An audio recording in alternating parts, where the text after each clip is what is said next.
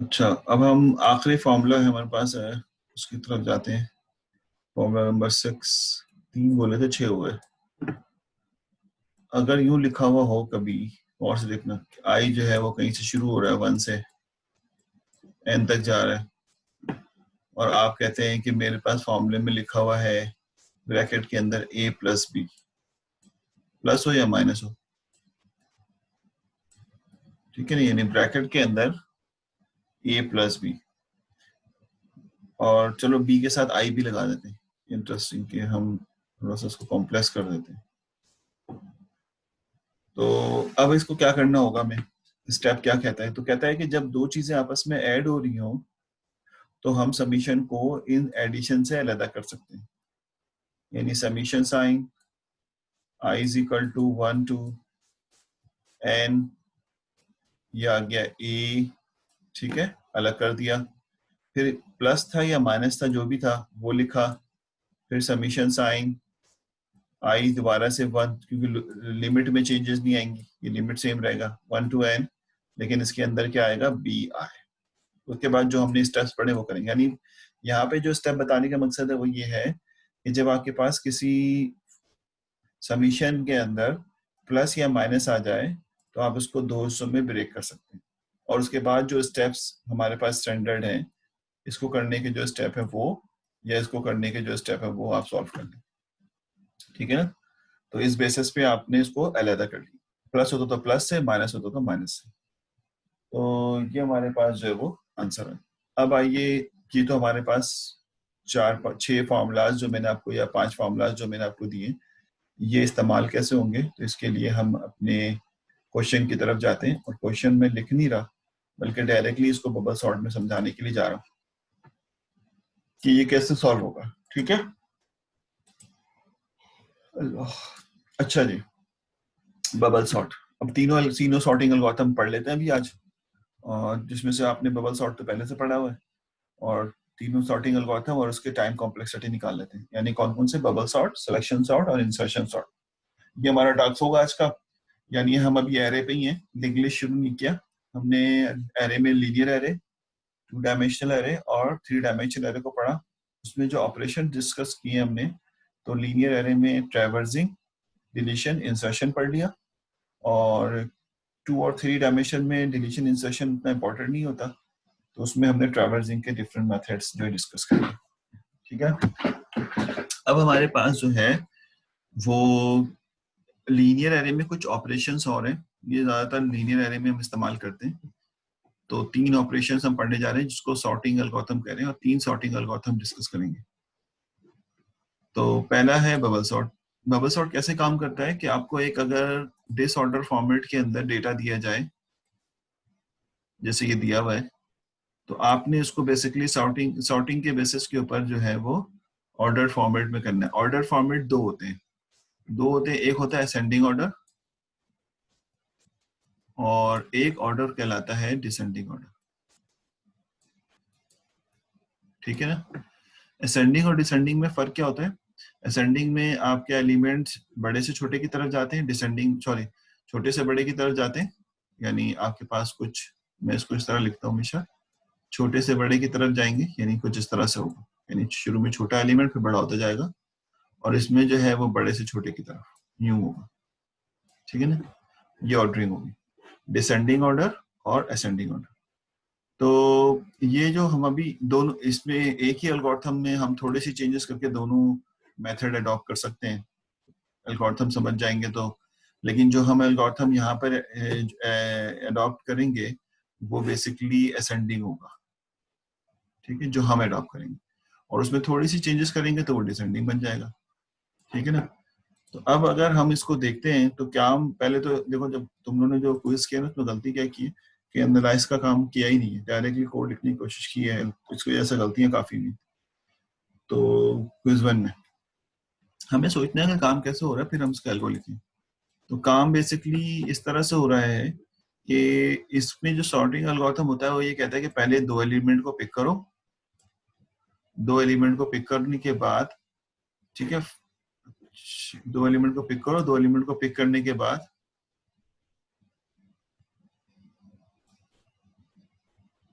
मैं क्विज के सवाल सॉल्व करा दूंगा, जिसके लिए परेशान ना हो। अभी ये देखो कि बबल सॉर्ट कैसे काम कर, इन दोनों को पिक करो क्योंकि असेंडिंग ऑर्डर में कर रहे हैं, तो वो कहता ही है कि इन दोनों को आप पिक करें, इन दोनों को कंपेयर करें, ठीक है ना। तो अगर सेकंड एलिमेंट कंपेयर करने पे सेकंड एलिमेंट अगर बड़ा हो फर्स्ट एलिमेंट से, जुमले देखो क्या कह रहा हूँ, सेकंड एलिमेंट अगर बड़ा हो फर्स्ट एलिमेंट से, अगर इसका एरे का नाम ए है, हाँ बबल सॉर्ट कर रहे सर, करे थे इसकी क्वेश्चन मैंने सेकंड और फर्स्ट के, गुड, बहुत अच्छा किया। तो अगर हम ये A1 पहली वाली पोजीशन को कहते हैं कि ये A1 पोजीशन है, और दूसरा वाला डेटा जो है वो A2 पोजीशन पे रखा हुआ है, क्योंकि हम जब भी एल्गो लिखते हैं तो पोजीशन के बेसिस पे लिखते हैं, डेटा के बेसिस पे नहीं लिखते डेटा, जब क्योंकि एल्गो हमेशा जेनेरिक होता है तो वो बेसिकली डेटा को नहीं देखता, वो कहता है कि पोजीशन पे जो है सर। तो हम चेक करेंगे कि पहले पोजीशन का डेटा दूसरी पोजीशन से छोटा है या दूसरी पोजीशन का डेटा पहली पोजीशन के डेटा से बड़ा है, ठीक है। तो अगर छोटा है और ये बड़ा है, ट्रू है, तो फिर इसमें कुछ भी नहीं करना, फिर आप अगले अगले एलिमेंट को सॉर्ट कंपेयर करने चले जाएं। तो अभी ऐसा ही हो रहा है कि ए आप चेक करेंगे क्या A1 जो है वो बड़ा है या बराबर है A2 से पहली वाली पोजीशन में। आप कहेंगे नहीं, ये फेल हो गया, ऐसा नहीं है, A1 A2 से बड़ा नहीं है। तो आप कहेंगे अगर फेल हो गया तो कुछ भी ना करो, फिर अगले में चले जाएंगे। अगले में देखिए ये वाला 50 जो है कनेक्शन है, अगला 27 और 85 नहीं ले रहे, बल्कि 51 और 27 ले रहे हैं, इसको 2 दफा चेक कर रहे हैं। अब इसको इसके अगले वाले से चेक करेंगे, तो चेक क्या होगा कि अब होगा कि क्या A2 A3 से बड़ा है, तो आप कहेंगे हाँ अब A2 जो है A3 से बड़ा है, क्योंकि हम असेंडिंग में कर रहे हैं, असेंडिंग का मतलब है सबसे बड़ा नंबर सबसे आखिर में जाना चाहिए। तो अभी तक के एलिमेंट के मुताबिक जो 3 एलिमेंट कंप्यूटर ने देखे यहाँ से लेके यहाँ तक, इसमें 51 सबसे बड़ा है, तो 51 को राइट पे होना चाहिए। तो कहेगा अगर ऐसा हो रहा है कि ये कंडीशन ट्रू हो रही है तो स्वैपिंग कर लो। स्वैपिंग का मतलब क्या है कि 51 को आगे ले जाओ, 27 को पीछे ले जाओ, तो आपके पास सिचुएशन हो जाएगी 32, 27 और 51, क्योंकि इन तीन के हिसाब से 51 अभी तो इसको देखा ही नहीं, अभी तक तो कंप्यूटर ने इसको देखा ही नहीं है, देखा ही सिर्फ इन 3 एलिमेंट को है। तो इन 3 एलिमेंट में 51 सबसे बड़ा है, तो 51 सबसे आखिर में होगा इन 3 के हिसाब से। तो ये सिचुएशन आ जाएगी आपके पास, ठीक है। लेकिन क्योंकि एलिमेंट और भी हैं, काम अभी हमें आगे तक करना है इसको, 85, 66, 23, ठीक है, 13 और 57। तो अब वो कहता है कि हमारे पास एलिमेंट और है, तो जैसे जैसे ये होता जाए इसको आगे की तरफ बढ़ाते चले जाओ। तो अब ये 57 85 से सॉल्व होगा, क्योंकि 57 जो है वो जब यहाँ पे आ गया तो अब अपने नेबर को देखेगा कि मेरे से बड़ा नेबर तो कोई एग्जिस्ट नहीं करता, क्या A3 A4 से बड़ा है, आप कहेंगे हाँ ग्रेटर है, तो कुछ भी नहीं करेंगे। फिर इसके बाद कहेंगे A4 A5 से बड़ा है, आप कहेंगे हाँ A4 A5 से बड़ा है, तो इनको सॉल्व कर देंगे, यानी ये वाला यहाँ आ जाएगा, ये वाला यहाँ आ जाएगा, तो यहाँ पे 85 आ जाएगा और यहाँ पे 66 आ जाएगा, ये कैट हो जाएगा। फिर आप कहेंगे 85 23 से बड़ा है, आप कहेंगे हाँ बड़ा है, तो 85 यहाँ आ जाएगा और 23 पीछे चला जाएगा। क्या 85 13 से बड़ा है, आप कहेंगे हाँ बड़ा है। 85 5 से बड़ा है, क्योंकि 85 यहाँ आ चुका है। 85 5 से बड़ा, आप कहेंगे 57 से बड़ा है, आप कहेंगे हाँ बड़ा है, तो 57 को पीछे लेंगे और 85 को यहाँ पे जाके बिठा देंगे। इसका मतलब है पहला एलिमेंट जो है वो सॉर्ट होके यहाँ पे बैठ जाएगा। अब आपके पास जो एलिमेंट बचेंगे, यानी अगर मैं आपको इसमें दिखाऊं, जो शीट यहाँ पे सॉल्व हो रही है, तो देखिए उसने यही किया है कि पहले 20 32 और 27 को किया था, ठीक है। पहली दफा जो हमारे पास कंपैरिजन था वो 32 और 51 को किया, तो ये चेंज नहीं हुए। लेकिन अगली दफा किसको किया, कंपेयर A2 A3, पहले किया A1 A2 को, और से देखते रहना। तो 32 जो है 51 से छोटा है, तो इनको हम चेंज करने में इंटरेस्टेड नहीं है, क्योंकि हम असेंडिंग में कर रहे हैं। डिसेंडिंग करते तो कर देते चेंज, असेंडिंग कर रहे थे चेंज नहीं किया। फिर A2 को A3 से किया, A2 को मतलब समझा रहा, दूसरी पोजीशन को तीसरी पोजीशन से किया, और 51 27 से बड़ा है, तो उसका मतलब है हम इसको इंटरचेंज यानी स्वैपिंग कर देंगे, तो स्वैपिंग करके ये रिजल्ट आ जाएगा हमारे पास। बबल का मतलब है हम दो दो करके बबल बनाते हैं। अभी सब पूरे डेटा में सिर्फ ये दोनों पे बबल बना हुआ है, तो ये हमारे पास जो है वो स्वैप हो जाएगा, और स्वैप होने के बाद रिजल्ट क्या बन गया, 27 पीछे आ गया और 51 आगे चला गया। ठीक है ना। अब अगली दफा किसको कंपेयर करेंगे, 51 और 85 को, यानी लोकेशन नंबर, उसने देखो डेटा नहीं कहा, इसने कहा लोकेशन, तो अब करेंगे A3 A4 को। तो A3 जो है वो A4 से छोटा है, तो हम इसको चेंज नहीं करेंगे। देखिए इन्होंने यहाँ पे लिखा हुआ है सी पार्ट में, compare A3 A4 since 51 is less than, यानी आगे वाला एलिमेंट ऑलरेडी बड़ा है तो वी कैन नॉट अल्टर्ड। ठीक है। और आगे कह रहा है कंपेयर A4 A5, A4 को A5 से कंपेयर करें। अब आगे तो 66 जो है 85 से कंपेयर हुआ, 66 जो है वो 85 बड़ा है, आगे वाला यानी बड़ा है पीछे वाला एलिमेंट, तो हमने इसको सॉल्व कर दिया। यानी हमारे पास एलिमेंट ये था, तो 85 और 86 इसको कंपेयर किया, तो जो आगे वाला एलिमेंट है छोटा है, तो हमने इसको स्वैपिंग कर दी, तो आपके पास ये वाली सिचुएशन आ गई। ठीक है ना। इस सिचुएशन के बेसिस पे अब 85 को 23 से करेंगे, तो उसने यहाँ पे समझाया, तो 23 पीछे आ गया। फिर 85 को 13 से करेंगे, तो ये आपके पास 85 और आगे चला गया। फिर 85 को 57 से करेंगे, तो ये आपके पास आ गया 85 लास्ट में। ठीक।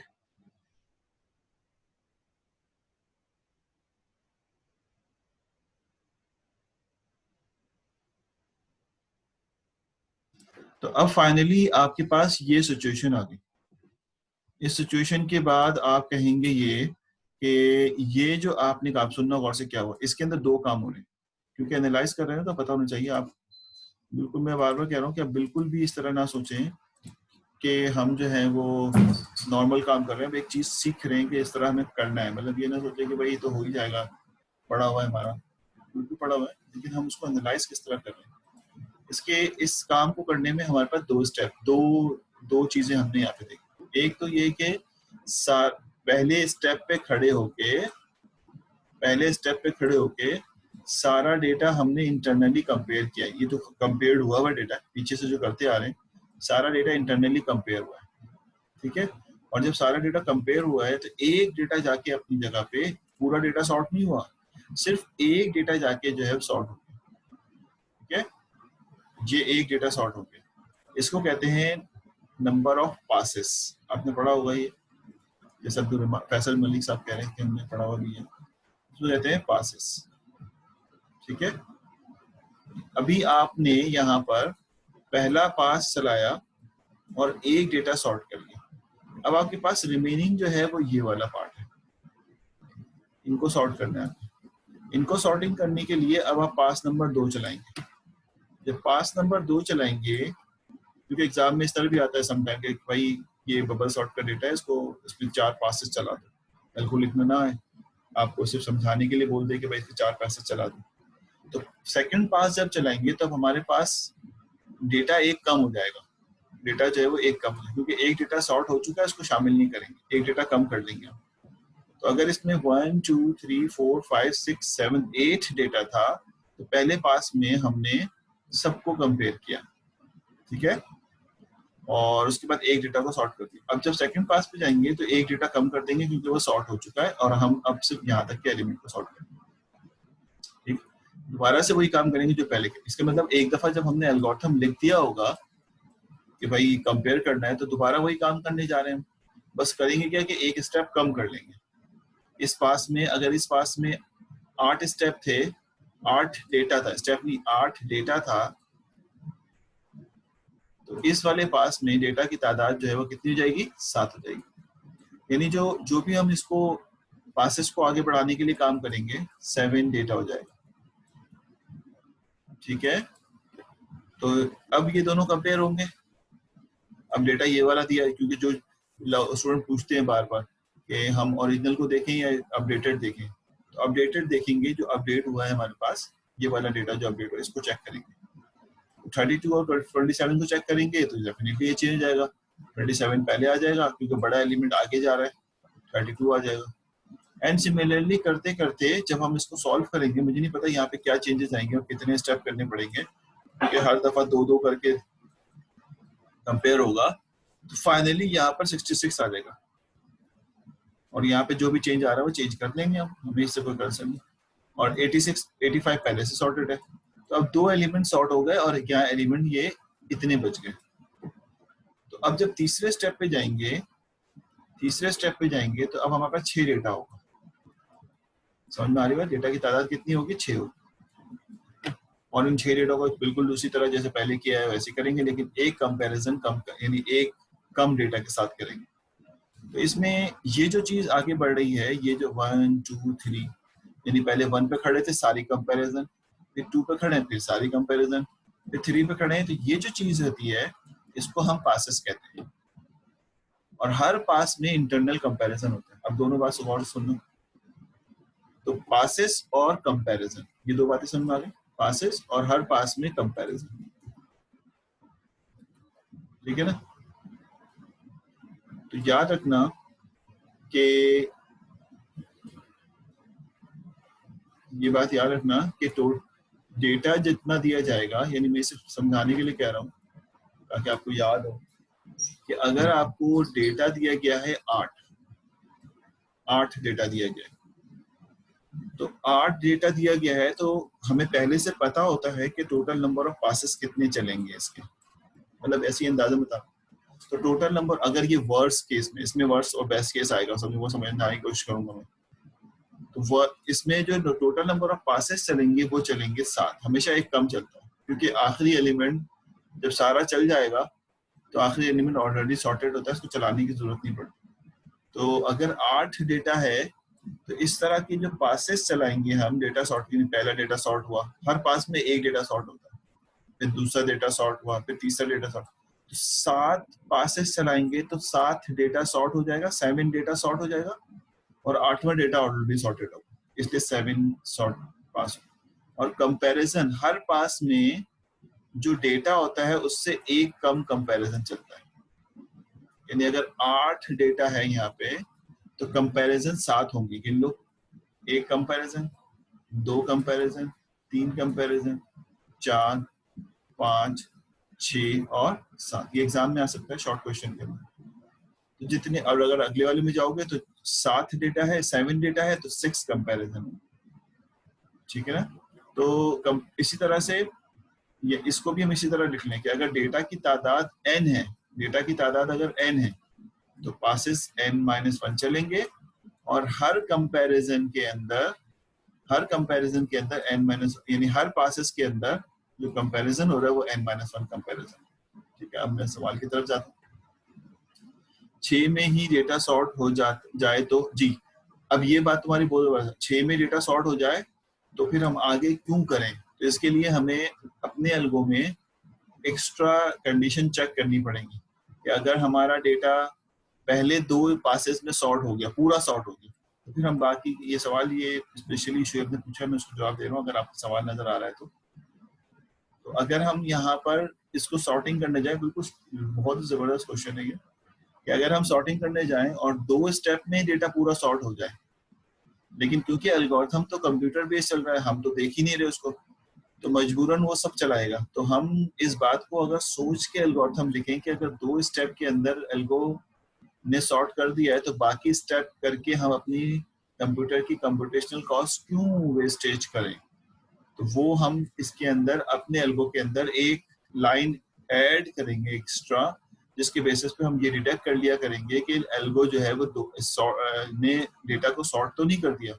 समटाइम ऐसा होता है कि डेटा सॉर्ट हो जाता है जल्दी, तब भी एल्गो चलता जा रहा है, तो हम उसको ब्रेक कर लेंगे। वो ब्रेक करेंगे कैसे, वो भी हम याद है। तो अगर हम एल्गो की तरफ जाएं, हमें इसका अब मैकेनिज्म जी समझ गए ना, क्या नाम है, तो उसको मैं एल्गो में ऐड करूंगा। शुरू में जो एल्गो लिखूंगा उसमें तो हम नहीं लिखेंगे क्योंकि सारी चीजें शुरू में ही नहीं लिख देते। पहले हम जेनेरिक एल्गोरिथम लिखेंगे जो जनरल बात कर रहे हैं कि सारे सारे पासेस चलाएगा, सारे कंपैरिजन करेगा, यानी सारे से मुराद एक एक करके कम कंपैरिजन होते जा रहे हैं। पहले 7 कंपैरिजन है, फिर अगले पास में 6 का, ये तो हम चेक कर लेंगे। लेकिन अगर डेटा पहले जल्दी सॉर्ट हो गया तो वो भी हम शुरू में चेक नहीं करेंगे, वो हम पहले एल्गोरिथम लिख लेंगे उसके बाद चेक करेंगे। कोई बात नहीं बेटा, ये तो कराची का मसला है, और मैं तो ये बिलीव करता हूँ कि आप जो है वो पढ़ने के लिए आए हैं, तो जाहिर है अब इससे वो हम लाइट वाइट जाने की कंडीशन को क्या कह सकते हैं, रात में हमारी भी लाइट गई हुई, ठीक है ना? गुड शोएब, तो शुरू में हम जब भी कोई चीज बनाते हैं ना, कंप्यूटर में याद रखना, जब भी कोई चीज आप डिजाइन करो ना, तो हमेशा उसको जेनेरिक करो, और जेनेरिक करने के बाद हम इसको फिर इसके अंदर एडिशन वाली चीजें डालते हैं जो हमारी एक्स्ट्रा चीजें होती हैं, ठीक, कि हम चाहते हैं कि भाई ये भी हो जाए, ये भी हो जाए, ये भी हो जाए, तो वो फिर हम सेकेंडरी पोजीशन पे रखते हैं। अच्छा जी, अब आइए इसके एल्गो की तरफ। इसको एल्गो को बहुत शॉर्ट करके भी लिखा जा सकता है, लॉन्ग करके भी, कई मेथड हैं, लेकिन क्योंकि हम इसको डेटा स्ट्रक्चर के अंदर अच्छे से समझना चाहते हैं, इसलिए थोड़ा सा लेंथी करके लिखा है, वरना ये 4 लाइनों में भी लिख सकता हूँ उसको मैं, और मैं दिखाऊंगा वो 4 लाइनों वाला एल्गो, मतलब वो भी सही चल रहा होगा, ये भी सही चल रहा होगा, दोनों की टाइम कॉम्प्लेक्सिटी सेम हो।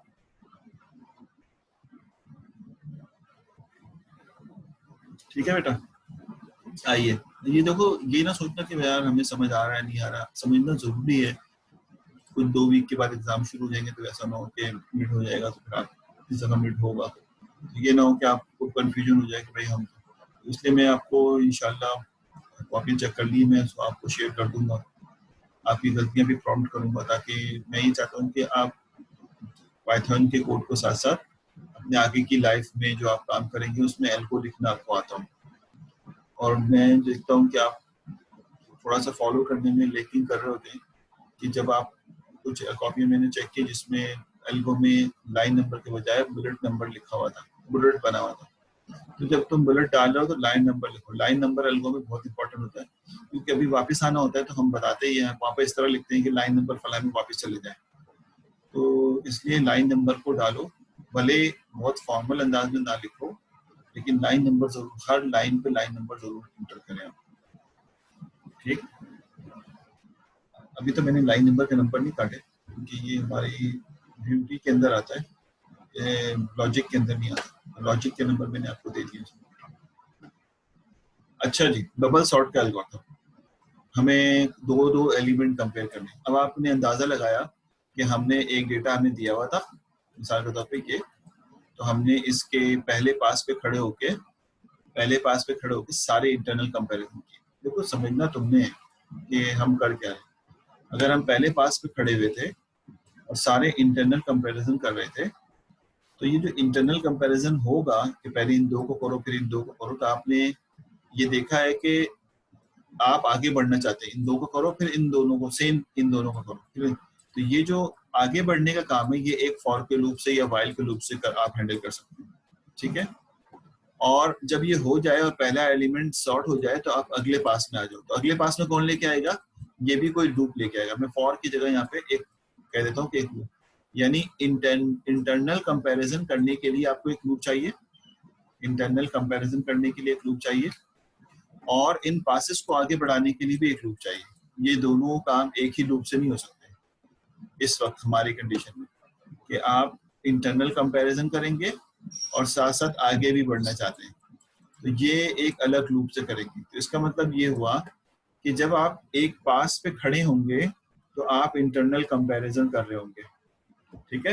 यानी आप अगर किसी एक पास पे खड़े हो जाते हैं, तो जैसे आपके पास 2 डायमेंशन एरे था, तो आप कहते थे कि अगर आप किसी एक रॉ में खड़े हैं तो पहले इसके सारे के सारे कॉलम रीड कर लो, फिर उसके बाद दूसरे रॉ में आओ, और फिर उसके बाद उसके सारे कॉलम रीड करो। सिमिलरली यहाँ पे भी ऐसे हो रहा है कि आप पहले एक पास पे खड़े हैं और इनके सारे एलिमेंट को बेसिकली आप क्या कर रहे हैं, कंपेयर कर रहे हैं, फिर दूसरे पास पे आएंगे, तो दूसरे पास पे आने के लिए एक और लूप चाहिए, क्योंकि वो पासेस हैंडल करेगा। तो इसका मतलब है कि इसमें 2 लूप होंगे।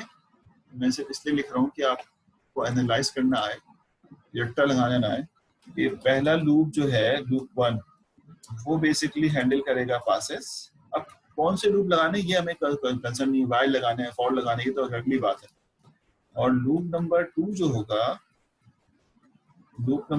होगा, क्योंकि हम पासेस में जाएंगे तो कंपैरिजन करेंगे, कंपैरिजन जो है वो करेंगे, ठीक है। और अगर हम कहते हैं कि comparison is dependent on loop number 1, कि हर पास में जाके कंपैरिजन होता है, कंपैरिजन करने के लिए उस पास में जाना जरूरी होता है, तो कुछ इस तरह की कंडीशन बनेगी। बाकी जो है वो आसान है कि हम ये तो हम देख लेंगे कि ये वाला लूप जो है वो शुरू होगा, ठीक है ना। तो उसके बेसिस पे ये वाला लूप इंटरनल कंपैरिजन करेगा।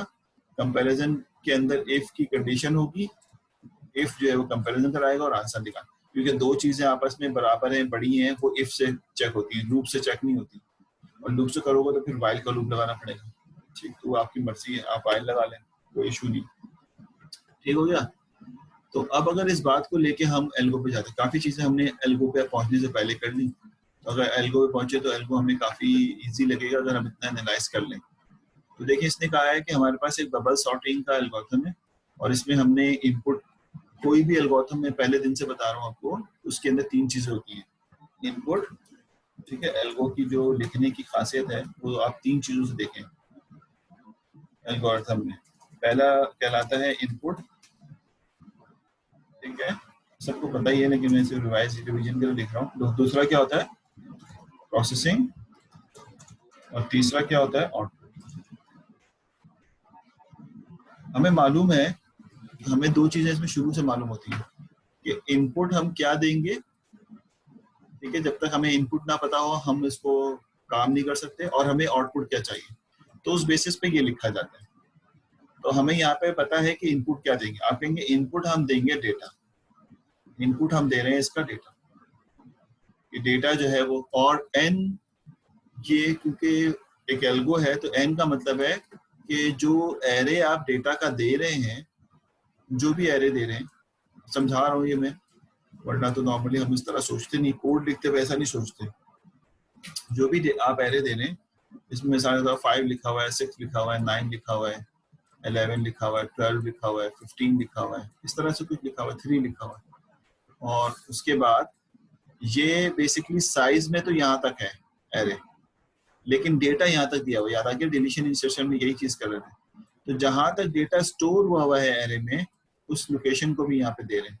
तो दो ऑप्शन है, या तो आप ये सोचे ही नहीं, आप सोचे कि डेटा पूरे एरे के अंदर इंसर्टेड है, यानी 6 भी है, 3 भी है, 1 भी है, और इसका साइज है, तो इसका मतलब है आप पूरा डेटा जो है यहाँ पे दे रहे हैं। तो ये इसमें परेशान होने की बात नहीं कि एन क्या है। एन मीन्स बेसिकली आप वो बता रहे हैं कि डेटा कहाँ तक, अगर आखिर तक रखा हुआ तो एन लास्ट डेटा है, लास्ट तक मौजूद है, और अब बीच में कहीं रुक गया है तो आप कहेंगे तो वो एन या तो डेटा, यानी जो डेटा आप दे रहे हैं एरे, ये एरे का नाम है, और एन यानी जहां तक उसके अंदर एलिमेंट। अब देखें, here data is an array, क्योंकि हम डेटा स्ट्रक्चर में लिख रहे हैं तो बड़ी फॉर्मल तरीके से उसको सोच रहे हैं बात।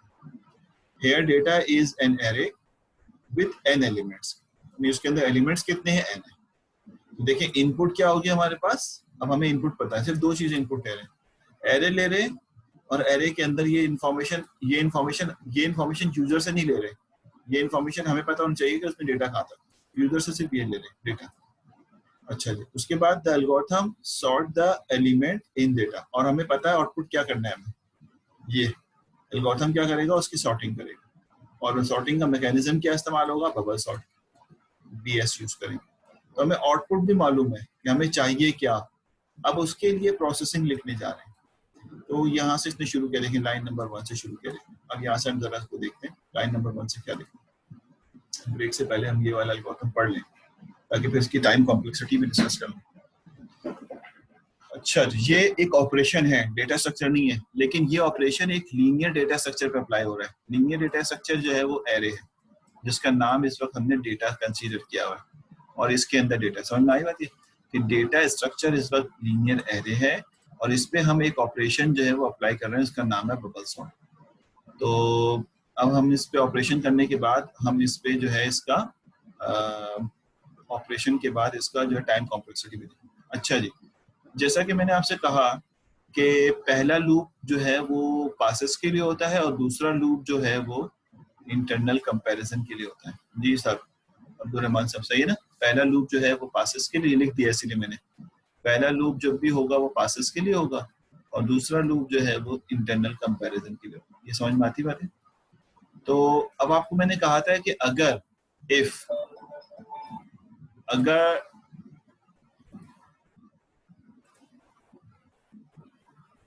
डेटा की तादाद n है, सॉरी ये जो है डेटा है, मैं इसको मिटा दूंगा अभी। अगर डेटा की तादाद n है तो पासेस कितने चलेंगे, ये मैंने आपको बता दिया थोड़ी देर पहले कि हमेशा पासेस एक कम चलता है। तो डेटा की तादाद अगर n है तो पासेस जो है वो n-1 चलेगा। सही है ना, बात समझ आ रही है? कि मैंने आपसे कहा था कि अगर आपके पास मिसाल के तौर पर 6 डेटा है, ये तो हमें पता ही है 6 डेटा है, तो पहली दफा जब हम इसको पहला पास चलाएंगे तो एक डेटा सॉर्ट हो जाएगा, जब दूसरा पास चलाएंगे तो 2 डेटा सॉर्ट हो जाएगा, जब तीसरा पास चलाएंगे तो 3 डेटा सॉर्ट हो जाएगा। ये मैं सिर्फ बार बार इसलिए लिखता हूँ कि आपको ये समझ आ जाए।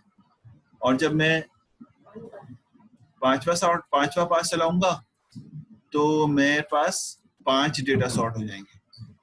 तो छठे पास की जरूरत इसलिए नहीं होगी कि जब 5 डेटा सॉर्ट हो चुका है तो ये जो आखिरी डेटा यहाँ बचा ये तो ऑलरेडी सॉर्टेड ही होगा ना, तो इसलिए छठे पास की जरूरत नहीं होगी। तो अगर आपके पास n डेटा है तो आप n-1 तक पासेस चलाएंगे। तो आपने क्या कहा कि पहला लूप पासेस के लिए होता है, वो अगर n डेटा n-1 के लिए चले। आइए देखते हैं। अब आप लूप किसी का भी चलाएं, मुझे इससे कंसर्न नहीं है, शुरू की बातें लिखे ना लिखे, एक्चुअली ये लिखा हुआ है यहाँ से आता, ये जो मैंने रेड किया पहला पास चल, पहली लाइन में पहला लूप चलाया। फॉर लूप किसका चला रहे हैं? के का। हम लोग आई का चलाते थे, के का चलाते थे। k is equal to 1 to n-1 this loop for passes. Exam में जब वाइवा होता है ना तो मैं इस तरह पूछता हूँ तो आप ये स्टूडेंट घबरा जाता है, कहता है कि सर ये लूप 1 से लेकर n-1 तक चल रहा है। और मैं पूछता ये हूँ कि क्यों लिखा है ये लूप। क्यों का मतलब होता है क्या लिखा है, ये तो 5वीं क्लास के बच्चा बता देगा। For k is equal to 1 to n-1 ये थोड़ी पूछा जा रहा है। पूछा जा रहा है why you have written this loop, आपने ये लूप क्यों लिखा है। अब मैंने ये लूप इसलिए लिखा है कि ये पासेस कंट्रोल करता है, दिस लूप फॉर पासेस, इसीलिए हमने एनालाइज भी किया। अब अगले लूप पे जाने से पहले इन्होंने एक ट्रिक लगाई है, वो ये लगाई है कि अब ये क्यों लगाई है ये मैं अभी बताऊंगा, फौरन नहीं बता सकता, ठीक है। ये इंटरनल कंपैरिजन को कंट्रोल करने के लिए जिसके लिए भी लगाई, तो अभी मैं इसको लिखा है तो 2 लाइनों के बाद इसको बताऊंगा लिखा क्या है। ये जो चीज लिखी हुई ये पहले लूप के अंदर है, ठीक है ना। यानी इसको अगर देखा जाए तो फर्स्ट लूप के अंदर हमें ये चीज जो है वो नजर आ रही है। याद रखना, थोड़ा सा इसको आगे करके लिख लो ताकि हमें लगे कि ये पहले लूप के अंदर है, ठीक है ना। तो क्या बात कर रहा हूं मैं कि क्या चीज लिखी इसने, कह रहा है कि एक ptr पॉइंटर वेरिएबल है, उसको 1 से इनिशियलाइज कर दिया। इसकी इंपॉर्टेंस भी थोड़ी देर में नजर आ जाएगी। एक पॉइंटर वेरिएबल है और उसको हमने 1 से, यानी जब भी आप पहले लूप से अंदर आते हैं तो सबसे पहले एक पॉइंटर वेरिएबल को 1 इनिशियलाइज कर देते हैं, बस ये याद है। क्यों कर देते हैं ये भी हम थोड़ी देर में देख लेंगे अगली स्लाइड में। अगली स्लाइड में गए, इसने कहा अगली स्लाइड में एक लूप चलाया हमने, ये लूप थोड़ा सा देखो आगे की तरफ है तो फॉर के अंदर है, और लूप जो है वो किसका चल रहा है, आप फॉर का भी चला सकते थे लेकिन इसने किसका चलाया, वाइल का चलाया, ठीक है, वाइल का। और कह रहा है वाइल का लूप जो है वो पॉइंटर वेरिएबल से चल रहा है, ptr से चला रहे हैं और n-k तक चल रहा है। ये समटाइम एग्जाम में मैं क्वेश्चन पूछता हूँ इस बारे में कि ये जो लूप चल रहा है n-k तक क्यों चलाया आपने इसको पूरा n तक, यानी इसका मतलब है ये लूप जो वाइल का लूप है ये कंपैरिजन के लिए चल रहा है। सेकंड लूप हमेशा कंपैरिजन के लिए होता है, ठीक है ना, ये कंपैरिजन का लूप है। तो क्या मतलब हुआ कि ये इनिशियली पॉइंटर के अंदर 1 रखा हुआ है और 1 जो है कहाँ तक जा रहा है, ये जा रहा है n-k तक, जब तक चलता रहे जब तक कि n-k ना हो जाए। n-k का क्या मतलब है, n का मतलब है जहां तक डेटा है, समझने की कोशिश करना भाई सारे स्टूडेंट। n का मतलब है जहां तक डेटा है। अगर मिसाल के तौर पर डेटा हमारे पास 10 है तो ये कहां तक चलेगा, 10-1 तक चलेगा, क्योंकि k की वैल्यू क्या है इस वक्त, इनिशियली क्या है, k क्या चीज है, ये अगर आप भूल गए हो तो यकीनन भूल गए होगे k क्या चीज है। k का मतलब है जो इनिशियल पहला लूप कहां से चलना शुरू, तो इनिशियली पहला लूप जब चलेगा तो वो 1 से शुरू होगा, ठीक। तो यहाँ पर अगर देखें तो पहला लूप अगर फर्स्ट टाइम इंटर हुआ है तो ये n-k तक चलेगा। n-k का मतलब क्या होगा, पहली दफा ये लूप, n का मतलब हो गया डेटा 10 है और k का मतलब है 1, तो 9 टाइम चलेगा। यानी क्या मतलब हुआ कि ये जो लूप है वाइल का, ये जो वाइल का लूप है ये कंपैरिजन के लिए बनाया गया है, यानी इंटरनल कंपैरिजन हो। और जब आप पहले पास पे खड़े हैं तो के बता रहा है कि आप पहले पास पे खड़े हैं। जब पहले पास पे खड़े होंगे तो इंटरनल कंपैरिजन कितने हो जाएंगे यहाँ पे, अगर डेटा 10 है तो 9 कंपैरिजन, ये बता चुका हूँ मैं आपको, तो ऑटोमेटिकली n-k कितना हो जाएगा, 10 डेटा है तो 9 कंपैरिजन करेगा ये, इसलिए ये n-k तक कर रहा है। n तक भी करते तब भी आंसर आता, लेकिन एक्स्ट्रा एक स्टेप वो कर रहा होता कि जो डेटा आखिर में उसको भी सॉल्व करता है। यानी मिसाल के तौर पे आपका पहला डेटा सॉर्ट हो गया, तो अब आपके पास डेटा कितना होगा, 10 की बजाय 9 होगा। अब डेटा 10 की बजाय कितना हो जाएगा, 9। अगर पहला डेटा सॉर्ट हो गया और आप सेकंड पास पे आ गए, सेकंड पास पे आएंगे तो k की वैल्यू 2 हो जाएगी, ठीक है, k की वैल्यू कितनी हो जाएगी, 2 हो जाएगी, और n-k जो है वो यहाँ पे 8 हो जाएगा। तो इसका मतलब ये हुआ कि डेटा तो 9 होगा लेकिन इंटरनल कंपैरिजन 8 होंगे। कि ये बात शुरू में बताने का मकसद ही ये था कि आपको ये बात मालूम हो कि कंपैरिजन डेटा से एक कम होता है, क्योंकि दो कर भी कर रहे होते हैं, इसलिए उस चीज को भी हैंडल कर लिया इन्होंने। लेकिन ये चीजें हैंडल करना जरूरी है ताकि हमें एल्गोरिथम की ब्यूटी। तो इसका मतलब ये हुआ कि अगर मैं यहाँ पे ये बात बताऊं आपको कि ये कोई पूछे ये लूप क्यों लिखा है, तो आप कहेंगे ये लूप कंपैरिजन को कंट्रोल कर रहे हैं, हर पास के अंदर कंपैरिजन को कंट्रोल कर रहा है। फिर कोई पूछेगा कि ये n-k तक क्यों लिखा है, तो आप कहेंगे कि कंपैरिजन हमेशा अपने डेटा से एक कम होता है, इसलिए इसको n-k लिखा हुआ है। तो कह रहे हैं n-k का मतलब है तो कि n-1 लिख देते, तो क्या आप यहाँ पे जवाब क्या देंगे, n-1 लिख कांस्टेंट कर देते। तो आप कहते हैं n-1 कांस्टेंट इसलिए नहीं किया कि हर पास में एक डेटा कंपेयर होता चला जाता, सॉर्ट होता चला जाता है, तो डेटा की तादाद डायनेमिकली कम होती जा रही है। और वो कैसे कम हो रही है कि k के थ्रू हमें पता चल रहा है। अगर पास नंबर 1 है तो एक डेटा सॉर्ट हुआ है, पास नंबर 3 है तो 3 डेटा सॉर्ट हो चुका है, ठीक है ना। इसलिए ये एक एक डेटा जो है वो कम करता जा रहा है, इसलिए हमने यहाँ पे इसको k से मेंशन किया है। अब आइए, आपने कहा कि पहला पास में आए, जो पीछे फॉर का लूप लिखा था, और उसके बाद वाइल के अंदर आ गए। वाइल का काम ये है कि वो 1 से लेकर सारे डेटा को कंपेयर करेगा, सारे डेटा को कंपेयर करना इसकी जिम्मेदारी है, ठीक है ना। तो अब अगर मैं यहाँ पर ये वाली स्लाइड का कुछ डेटा आपको कॉपी करके, सॉरी पहली स्लाइड, इस स्लाइड का पहला डेटा, ये वाला डेटा, ये डेटा मैं कॉपी करके वहां ले जाऊं ताकि आपको ड्राई रन करना आसान हो। तो फिर आपको ये पता चलेगा कि वैसे तो मुझे इतनी मेहनत नहीं करनी चाहिए इसके ऊपर ये आप कर चुके हैं अपने ICT के अंदर फंडामेंटल में, भाई कर चुके हैं ना, फंडामेंटल वगैरह में कर चुके हो ना, ये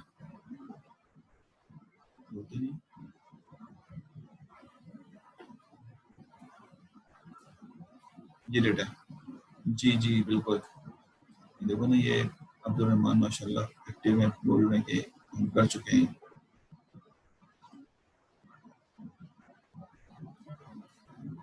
चलो दोबारा कर लेते हैं।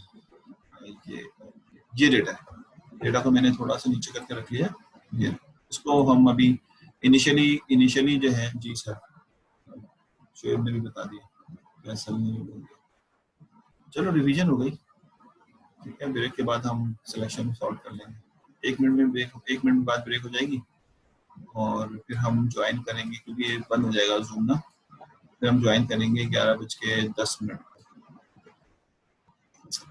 अच्छा खैर, मैं इसको क्विकली चला देता हूँ ताकि आपको समझ आ जाए क्या हो रहा है।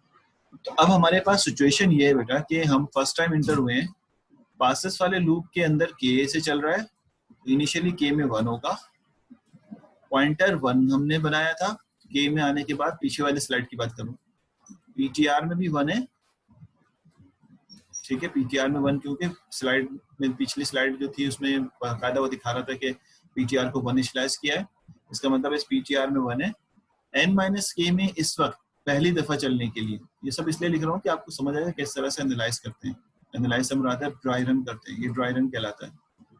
n-k का मतलब ये हुआ कि n आपके पास डेटा है, हमें नहीं पता इस वक्त डेटा कितना है, तो हमें 1 2 3 4 5 6 7 8 डेटा है, तो n की जगह n हमारे पास आ गया, लिख लो तो अच्छी बात है कि n भी हमारे पास